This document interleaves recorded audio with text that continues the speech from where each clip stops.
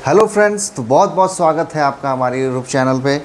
और भाई फाइनली के सेंट्रल गवर्नमेंट ने अपना फाइनल एफिडेविट सुप्रीम कोर्ट में सबमिट कर दिया है भाई। जो वक़्फ़ एक्ट को लेके जो भी बवाल मच रहे थे देश के अंदर, ठीक है, उसका एक फ़ाइनल जो एफिडेविट जो सुप्रीम कोर्ट ने कहा था कि आप एक हल्फनामा दाखिल कीजिए, ठीक है, तो वो फाइनली सेंट्रल गवर्नमेंट ने मतलब सबमिट कर दिया है। ये 26 अप्रैल यानी कि कल के दिन ये किया गया है, ठीक है। और टोटल पेजेस की बात करें तो 1332 पेज का ये हल्फनामा इन्होंने डाला है। इन्होंने ये एफिडेविट डाली है। क्या सारी चीज़ें इन्होंने इस एफिडेविट में बताने की कोशिश की है, तो इस वीडियो के माध्यम से ये समझने की कोशिश करेंगे, ठीक है। और क्या चीज़ है, देखो सुप्रीम कोर्ट के अंदर जैसा कि आपको पता ही है कि वक़्फ़ एक्ट आता है, जिसके बाद ये सारी चीज़ें बवाल मचती है पूरे देश में कि भाई ये अनकॉन्स्टिट्यूशनल है, इसको रद्द किया जाए, हम नहीं मानेंगे इसको, वगैरह वगैरह, ठीक है। मामला इतना तूल पकड़ता है कि चला जाता है सुप्रीम कोर्ट के पास, और सुप्रीम कोर्ट भी इतना महान है कि ये पिटीशन ले लेता है, ठीक है, और बहस करने के लिए तैयार हो जाता है। वही ज्ञानवापी पे और मथुरा वाले केस में सुप्रीम कोर्ट ने कहा था कि भाई डायरेक्ट मेरे पास कैसे आ गए, चले जाओ हाई कोर्ट के पास। लेकिन वक़्फ़ एक्ट आया तो ये मतलब पिटीशन पे बहस करने के लिए तैयार हो गए।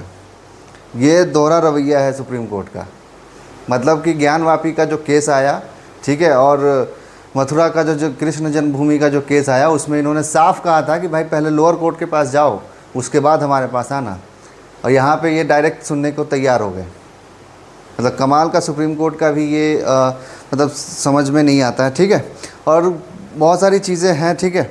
इस वीडियो के माध्यम से देखो सुप्रीम कोर्ट ने जो कुछ क्वेश्चंस जो यहाँ पे पूछे थे, वो क्या क्या क्वेश्चन थे, जो इम्पोर्टेंट जो बातें इसमें कही गई थी सुप्रीम कोर्ट के द्वारा, जो सेंट्रल गवर्नमेंट से पूछा गया था। उन्होंने कहा था कि क्या ये एक्ट कॉन्स्टिट्यूशनल है या नहीं है। सुप्रीम कोर्ट ने ये सेंट्रल गवर्नमेंट से पूछा था, ठीक है। इसके अलावा उन्होंने सुप्रीम कोर्ट ने ये भी पूछा था कि ये सेकुलरिज्म को वायलेट करता है या नहीं करता है।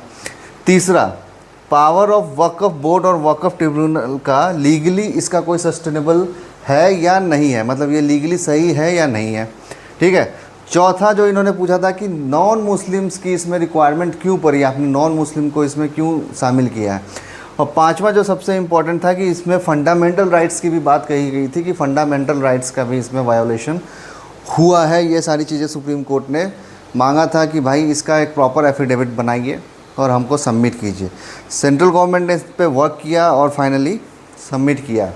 थोड़ी सी चीज़ वीडियो शुरू करने से पहले समझ लेते हैं। सेकुलरिज्म को लेके जो बवाल मचता है पूरे देश के अंदर कि सेकुलर, हम सेकुलर हैं, फलाना है, ढिमकाना, जो भी है। देखो इंडियन कॉन्स्टिट्यूशन के अकॉर्डिंग जो सेकुलरिज्म है, वो सेकुलर जो वर्ड है वो प्रियम्बल का पार्ट है। और प्रियम्बल जो इंडियन कॉन्स्टिट्यूशन का है वो ये कहता है कि बेसिक स्ट्रक्चर, मतलब कि जो कॉन्स्टिट्यूशन का बेसिक स्ट्रक्चर है वो प्रियम्बल को देख के ही बनाया गया है। मतलब प्रियम्बल एक आधार है, और उस आधार के साथ अगर कोई छेड़छाड़ होती है तो सुप्रीम कोर्ट के पास ये राइट है कि वो उसको अनकॉन्स्टिट्यूशनल घोषित कर सकता है। ये सुप्रीम कोर्ट के पास राइट है, ठीक है। 1975 से पहले भारत सेकुलर कंट्री नहीं था।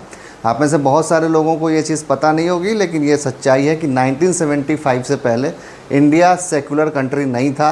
1975 इमरजेंसी के दौरान कॉन्स्टिट्यूशनल 42nd कॉन्स्टिट्यूशनल अमेंडमेंट हुआ, जिसके अंदर इंदिरा गांधी ने प्रियम्बल के अंदर, प्रियम्बल से छेड़छाड़ नहीं हो सकता है, लेकिन जब इमरजेंसी लग गया तो पूरे देश पे कंट्रोल हो गया एक सरकार का, और उस सरकार ने अपनी मर्जी से जो भी चाहा वो कर दिया, और इसमें उन्होंने सेकुलरिज्म डाल दिया, ठीक है।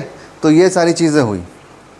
अच्छा, अब देख लेते हैं भाई कि क्या क्या पॉइंट्स डाला गया। देखो सबसे बड़ा जो पहला पॉइंट आपको यहाँ पे दिख रहा है, मतलब इसमें केंद्र सरकार ने साफ तौर पे सुप्रीम कोर्ट को मतलब एक अल्टीमेटम दिया है कि भाई आपका लीगल जो काम है वही करो, कानून वाला काम जो है वो हम ही करेंगे। मतलब आप दखलंदाजी ना दो। जो जिस तरीके से राइवलरी चल रही है सुप्रीम कोर्ट वर्सेस संसद, जो भी हमारे वाइस प्रेसिडेंट थे उन्होंने भी एक बयान दिया था। ये विवाद जो है तमिलनाडु से शुरू होता है, उसके बाद फिर आके यहाँ पे जो भी बवाल मचा, ठीक है, वो दूसरी वीडियो में कवर करने की कोशिश करेंगे। फिलहाल इस वीडियो के माध्यम से ये समझते हैं कि जो पहला पॉइंट है उस माध्यम से सेंट्रल गवर्नमेंट ने साफ तौर पे इनडायरेक्ट वे में सुप्रीम कोर्ट को ये कहा है कि भैया कानून बनाने का जो अधिकार है वो हमारा है और हमको ये करने दो। ठीक है, क्या कहा है उन्होंने कहा है इंडियन कॉन्स्टिट्यूशन का जो 7th शेड्यूल है, ठीक है, 7th शेड्यूल जो है उसके जो थर्ड 7 कॉन्स्टिट्यूशन का, हाँ, थर्ड लिस्ट जो है जिसको हम कॉन्क्रीट लिस्ट के नाम से जानते हैं, उसकी एंट्री नंबर 10 और एंट्री नंबर 28 के माध्यम से सेंट्रल गवर्नमेंट ये कहना चाहती है कि उनके पास राइट है कि वो किसी भी रीजनल चीज़ में बदलाव कर सकती है, अमेंडमेंट कर सकती है। ठीक है, दूसरा जो ये पॉइंट था वायोलेशन ऑफ सेकुलरिज्म का, इसका भी इन्होंने जवाब दिया है कि भाई जब हिंदुओं के लिए, पारसी के लिए, क्रिश्चियन के लिए स्टेट लेवल पे सारी चीज़ें होती है, ठीक है, तो फिर वक़्फ़ के लिए क्यों नहीं हो सकती? वक़्फ़ के लिए क्यों नहीं ये हो सकता? वक़्फ़ कोई आसमान से टपकेला कोई चीज़ तो है नहीं, वक़्फ़ के लिए भी होना चाहिए। ठीक है, और इन्होंने साफ तौर पे ये कहा है कि भैया ये वायलेशन नहीं है सेकुलरिज्म का। ठीक है, अगर सबके लिए जो कानून है वो वक्फ के लिए भी वही कानून फॉलो करना पड़ेगा। तीसरा जो पॉइंट उन्होंने कहा है राइट टू प्रॉपर्टी। देखो, राइट टू प्रॉपर्टी पहले फंडामेंटल राइट्स का हिस्सा हुआ करता था, बट 44th अमेंडमेंट के अंदर इसको भी फंडामेंटल राइट से हटा दिया गया और इसको कॉन्स्टिट्यूशनल राइट डाल दिया गया। तो फंडामेंटल राइट्स का जो वायलेशन था वो भी इसमें नहीं हो रहा है।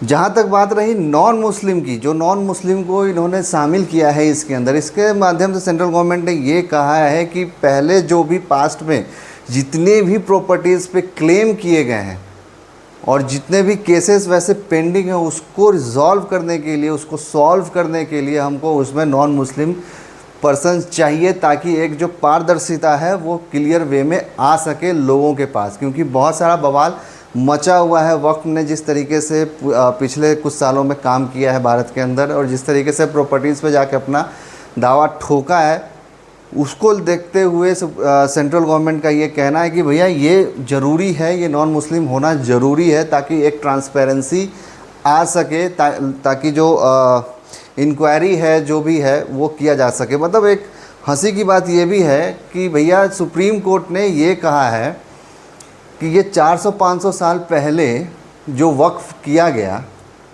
उसके पेपर ये बेचारे कहाँ से लाएंगे। ये सुप्रीम कोर्ट ने कहा है, जो फर्स्ट हियरिंग जो वक्त पे हुई थी उसमें उन्होंने ये कहा था। और सुप्रीम कोर्ट शायद ये बताना भूल गया कि ये वही सुप्रीम कोर्ट है जिसने राम मंदिर, जो अयोध्या के अंदर जो राम मंदिर है, 7000 साल पुराना पेपर इनको चाहिए था कि भैया पेपर लेके आओ कि राम जी का जन्म वहीं पे हुआ था कि नहीं। और इवन कांग्रेस के एक लीडर हैं, उनका नाम मैं यहाँ पे नहीं लेना चाहूँगा, उन्होंने कहा था कि बताओ कि कौन से रूम में राम जी पैदा हुए थे, उसका कोई कागज़ है क्या, कोई सर्टिफिकेट है क्या। और आज यही लोग कह रहे हैं कि मेरे पास 400 साल 300 साल पुराना पेपर नहीं है भाई। मतलब 7000 साल पुराना पेपर इन लोगों को चाहिए था, और 400-500 साल पुराना पेपर इनके पास नहीं है, अवेलेबल है ही नहीं। और जो लोग ये केस लड़ रहे हैं भाई, उसमें से मतलब जो भी पिटीशन डाले गए हैं ना, अगर आप उनके नाम सुनोगे, कपिल सिब्बल खुद हिंदू होकर लड़ रहा है। ये सोचने की बात है। और जब इन लोगों को देखा जाता है तो आदमी, ये जयचंद के बारे में हम लोग पढ़ते थे कि भाई जयचंद ने गद्दारी की थी पृथ्वीराज चौहान से। आधुनिक भारत में भी यही चीज़ हो रहा है भाई, हिंदू का दुश्मन हिंदू ही बना बैठा है। खैर, सुप्रीम कोर्ट और जो सेंट्रल गवर्नमेंट के बीच में जो विवाद चल रहा है उसको देख के सुप्रीम कोर्ट को एक क्लियर अल्टीमेटम देने की कोशिश की गई है सेंट्रल गवर्नमेंट द्वारा कि भैया कानून बनाने की जो जिम्मेदारी है वो मेरी ही है, वो हमारी है। ठीक है, आप बस लीगल चीज़ों पे ध्यान दो, लीगल चीज़ें जो आपके पास आ रही है उस सब चीज़ों पे आप ध्यान दो। जैसा कि आपको पता है कि हमारे वाइस प्रेसिडेंट हैं जगदीप धनखड़ जी, इन्होंने भी बहुत बड़ा बयान दिया था सुप्रीम कोर्ट को लेके कि सुप्रीम कोर्ट कैसे प्रेसिडेंट ऑफ इंडिया को कोई भी जजमेंट दे सकता है। जो सुप्रीम कोर्ट ने अभी प्रेसिडेंट ऑफ इंडिया के लिए टाइम एक बांध दिया था कि 3 महीने के भीतर प्रेसिडेंट को किसी भी बिल पे एक्शन लेना पड़ेगा जो गवर्नर उनको बिल भेजेगा। और अपने बारे में बताना भूल गया था सुप्रीम कोर्ट की बहुत सारे केसेस हैं लोअर कोर्ट के अंदर, हाई कोर्ट के अंदर जो 20 साल 25 साल से चल रहे हैं। मेरी जानकारी में भी 1-2 केसेस ऐसे हैं जो 20-20 साल से कोर्ट में चल रहे हैं भाई, 10-10 साल से चल रहे हैं, और उस केस पे अभी तक कुछ भी नहीं हुआ है। उस बारे में अपने लिए भी सुप्रीम कोर्ट अगर एक टाइमलाइन बना दे कि हाँ भाई कोई भी केस आएगा उसको 6 महीने के भीतर हमको सॉल्व करके देना है, 6 महीने में हमको उसको उस पर जजमेंट करके देना है, तो बात ही बन जाए। लेकिन अपने गिरेबान में कोई झांक के देखता ही नहीं, टाइम ही नहीं है भाई। और इनके जज के पास बोरे में भर के भी पैसे मिल जाते हैं भाई। दिल्ली हाई कोर्ट के एक जज के पास बोरे में भर के पैसा मिल गया, जिसकी जांच कौन कर रहा है? जज की जांच जज ही कर रहा है। मतलब ये एग्जीक्यूटिव का काम है, जो एग्जीक्यूटिव बॉडी है इंडिया के अंदर वो जांच करती है। लेकिन सुप्रीम कोर्ट का मतलब कोर्ट का जो ये सिलसिला आप देख रहे हैं, मतलब कि जज का जांच जज ही कर रहा है बैठ के। और उनका क्या किया है, उन पे अभी तक एक भी FIR नहीं हुआ है, उनको बस यहाँ से ट्रांसफ़र कर दिया गया इलाहाबाद हाई कोर्ट। ठीक है, तो फाइनली अब देखते हैं। हालांकि जो सेंट्रल गवर्नमेंट ने कहा है कि वक़्फ़ पे अब कुछ भी नहीं हो सकता है, उन्होंने एज़ इट इज़ जो भी बिल में डाला था वो सारी चीज़, मतलब एक भी पॉइंट्स पे उन्होंने चेंज करने की सहमति नहीं दिखाई है सेंट्रल गवर्नमेंट ने। तो मतलब इरादा साफ़ है सेंट्रल गवर्नमेंट का कि as it is bill pay वो जाना चाहते हैं। और इनडायरेक्ट वे में जो भी अल्टीमेटम दिया है उन्होंने दे ही दिया है कि भाई सुप्रीम कोर्ट अपना लीगल काम देखे, कानून वाला काम जो है वो हम देखेंगे। तो सेंट्रल गवर्नमेंट का अपना स्टैंड जो है वक़्फ़ को लेके वो काफ़ी ज़्यादा क्लियर है, ठीक है, और उसी पे वो अडिग रहेगी। अब सुप्रीम कोर्ट पे डिपेंड करता है कि क्या ये सुप्रीम कोर्ट पिटीशन को डिसमिस करती है, ख़त्म करती है, या फिर हियरिंग के लिए राज़ी हो जाती है। ये तो देखने वाली बात होगी आने वाले टाइम पे क्या चीज़ें इस पर होती है, ठीक है, तो वो तो वक्त ही बताएगा। तो फिलहाल इस वीडियो में इतना ही। आपको उम्मीद करता हूँ आपको हमारा ये वीडियो अच्छा लगा होगा। अगर वीडियो अच्छा लगा होगा तो ज़्यादा से ज़्यादा अपने दोस्तों के साथ शेयर करना, ठीक है। तो